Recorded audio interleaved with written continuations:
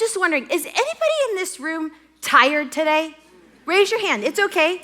Raise your hand. All right. You might be sleepy. You might just be tired of it. But look around. Raise your hand again if you're tired. We're all tired. Tired is a part of life.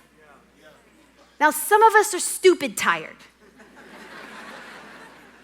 Like perhaps you're a teenage boy and you stayed up till 4 a.m. playing Fortnite or whatever game of your choice. And now you're in church with your mom and you're trying to stay awake.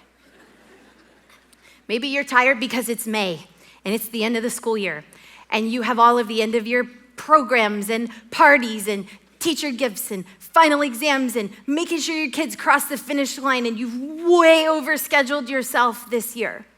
Anybody in here that kind of tired? Some of you are legitimately tired with no end in sight. Maybe you're a single mom on Mother's Day with no help. And you go every day from the time your eyes open in the morning until the time your head hits the pillow at night.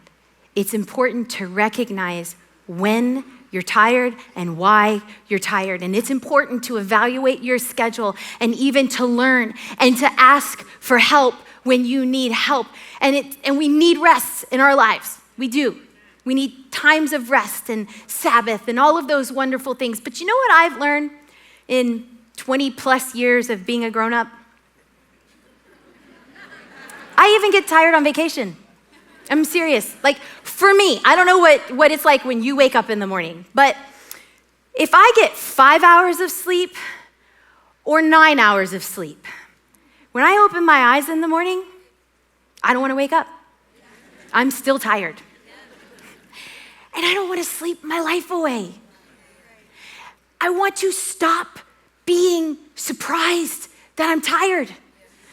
Tired is a part of being a grown-up. It is no longer an excuse to not get done what needs to get done. Babies sleep when they're tired. Grown-ups sleep when the day is done.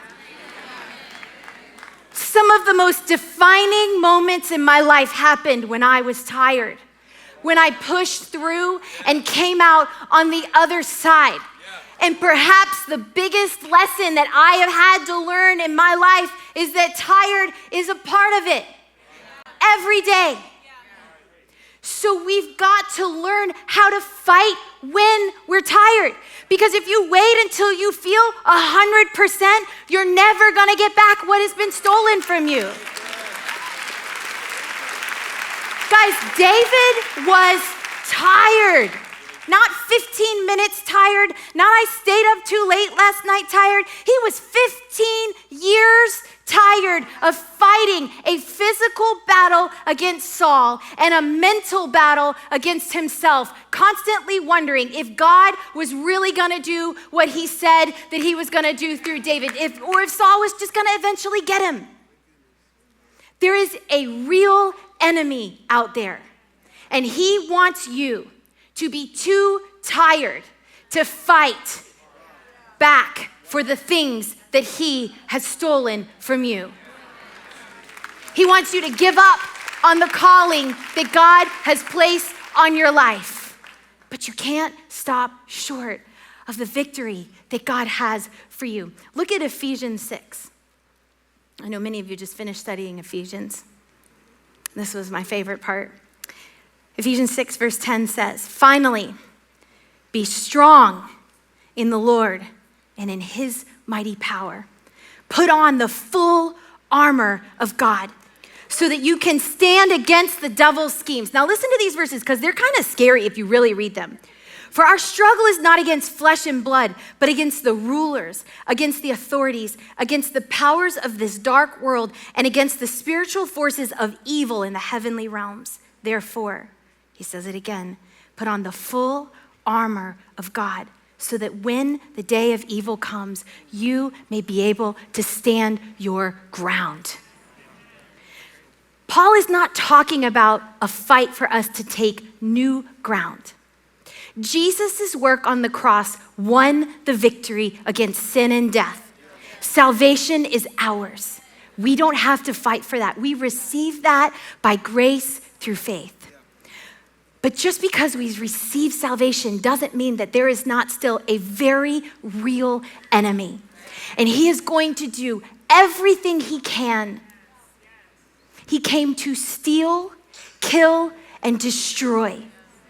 And we are fighting against spiritual forces in realms that we don't see, things that you don't even know about, stuff that you would read in a fantasy book, Abby. Demons and spiritual forces that are battling for your soul. And if he can't take your salvation, he's gonna blindside you. He's gonna take your peace. His job is to get you focused on how tired you are. You've been fighting for your marriage for years.